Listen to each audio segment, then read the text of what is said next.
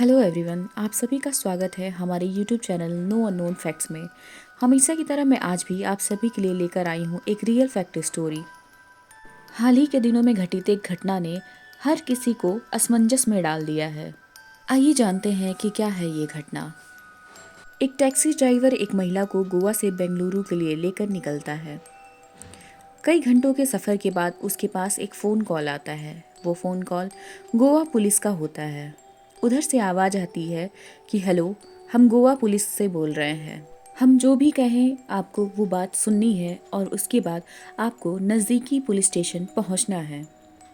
जो भी नज़दीकी पुलिस स्टेशन हो वहां आपको जाना है और जाने के बाद आपको ये काम करना है। जैसा जैसा पुलिस इंस्पेक्टर ने कहा था, ओला ड्राइवर ने वैसे ही किया। टैक्सी ड्राइवर अपनी टैक्सी लेकर नज़दीकी पुलिस स्टेशन पर पहुंचा और टैक्सी ड्राइवर ने अपनी कार खड़ी कर दी। जैसे ही टैक्सी ड्राइवर अपनी कार खड़ी करता है, वो ज़ोर ज़ोर से चिल्लाने लगता है। चीख पुकार सुनकर पुलिस स्टेशन के अंदर मौजूद पुलिसकर्मी दौड़कर बाहर आते हैं। गाड़ी के अंदर बैठी महिला को कुछ समझ नहीं आ रहा था कि ये टैक्सी ड्राइवर आखिर चिल्ला क्यों रहा है। पुलिसकर्मियों के पूछने पर ड्राइवर बताता है कि जो महिला उसकी गाड़ी में बैठी है, आपको उसके सामान की चेकिंग करनी है। पुलिस ने फिर अपना काम करना शुरू कर दिया। महिला और उसके सामान की तलाशी ली जाती है। महिला के पास एक बैग होता है। तलाशी के दौरान जैसे ही बैग को खोला जाता है, उसमें एक बच्चे की लाश मिलती है। ड्राइवर ने जैसे ही उस बच्चे की लाश को देखा, वो हैरान हो जाता है कि 350 किलोमीटर का सफ़र करने के दौरान उसे पता ही नहीं चला कि उसकी गाड़ी में एक लाश है। और यह सब देखकर ड्राइवर बेहोश हो जाता है। टैक्सी में बैठी महिला का नाम सीईओ सूचना सेठ है। देश के 100 प्रभावशाली लोगों में शामिल ये महिला किसी का खून करके बैग में पैक करके इस कदर इस हत्या को अंजाम देगी, ये सोचना सबको हैरत में डाल देता है। ये सच्ची घटना घटित हुई है 9 जनवरी के दिन गोवा के एक होटल में। होटल का कमरा नंबर 404। रोजाना की भांति सफाई कर्मी होटल के कमरों की सफाई कर रहा था। जैसे ही वो कमरा नंबर 404 में पहुंचता है, तो उसे कुछ खून के धब्बे दिखाई देते हैं। सफाई कर्मी अपने मैनेजर के पास जाता है और मैनेजर से जाकर ये बताता है कि कमरा नंबर 404 में खून के कुछ छींटे नज़र आ रहे हैं। मैनेजर तुरंत घबराकर 112 नंबर डायल करता है और पुलिस को इन्फॉर्म कर देता है कि कमरा नंबर 404 में कुछ खून के धब्बे नज़र आ रहे हैं।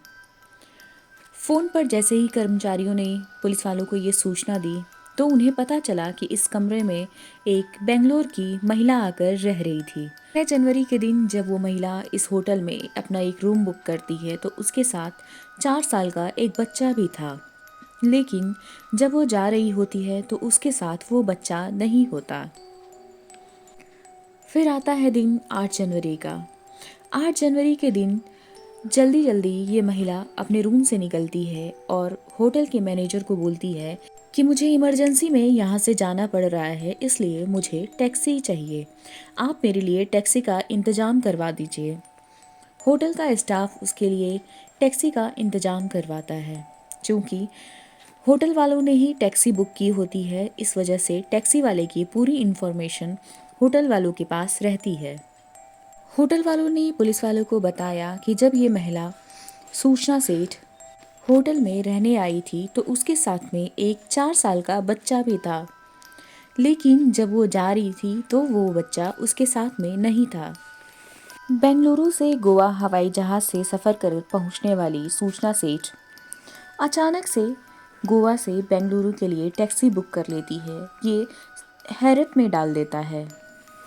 होटल वाले भी उसे समझाते हैं कि मैम, इतनी दूरी के लिए आपको टैक्सी नहीं बुक करनी चाहिए, टैक्सी में आपको परेशानी होगी। लेकिन सूचना सेठ इस बात से इनकार करती है और कहती है कि आप मेरे लिए बस एक टैक्सी का इंतज़ाम करवा दीजिए। ये सभी बातें सुनकर पुलिस वालों ने अपनी जांच को और भी तेज कर दिया। चूँकि होटल में कैब ड्राइवर और सूचना से दोनों के ही मोबाइल नंबर रजिस्टर थे, इसकी वजह से दोनों का मोबाइल नंबर पुलिस को आसानी से मिल गया। पुलिस ने सूचना सेठ को फ़ोन किया और बताया कि आपके कमरे में सफाई कर्मियों को कुछ खून के धब्बे दिखाई दिए हैं।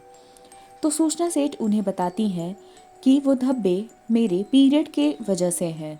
वो खून के धब्बे वहाँ पे कैसे लग गए हैं मुझे पता नहीं चला। पुलिस ने जब सूचना से उनके 4 वर्षीय बेटे के बारे में पूछा तो सूचना ने बताया कि उन्होंने अपने बेटे को कुछ दिनों के लिए अपने किसी दोस्त के वहाँ रखा है।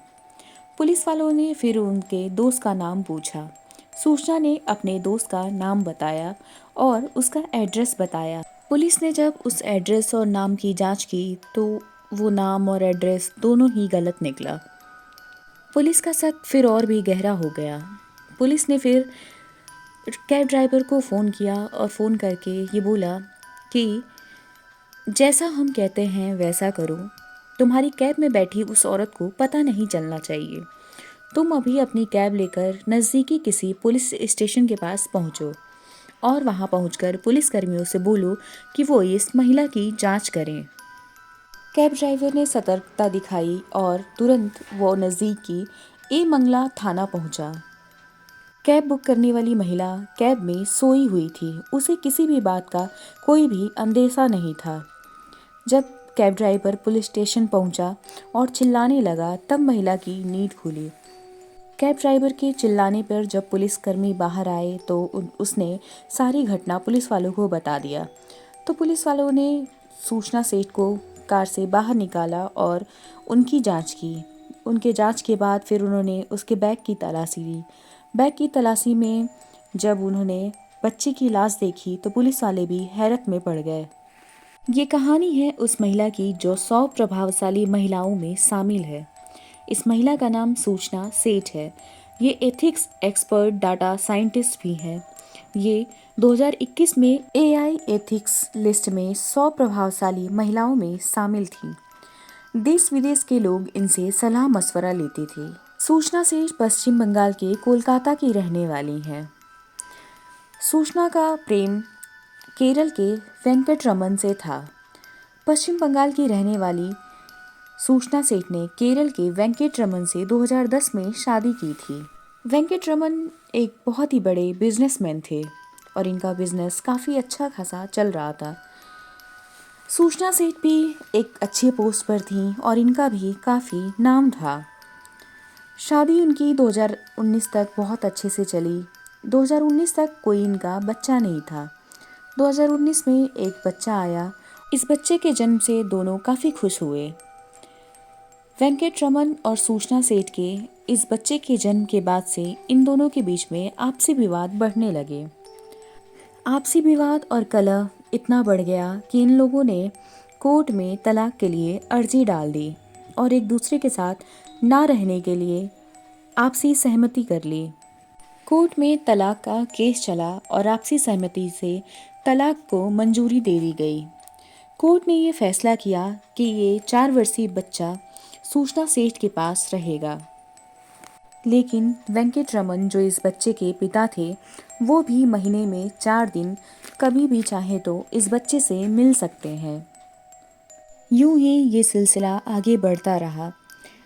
महीने में 4 दिन वेंकटरमन अपने बच्चे से मिलने आते या फिर संडे के दिन अपने बच्चे को कॉल करके बात करते। बच्चे को जैसे अपने पिता से मिलने का ही इंतजार रहता था।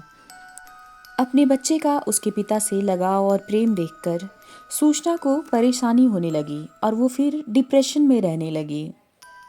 इस बच्चे का अपने पिता के प्रति अत्यधिक प्रेम दर्शाना या उस पिता का अपने बेटे के प्रति अत्यधिक लगाव और प्रेम दर्शाना ही सूचना के लिए परेशानी का सबब बन गया।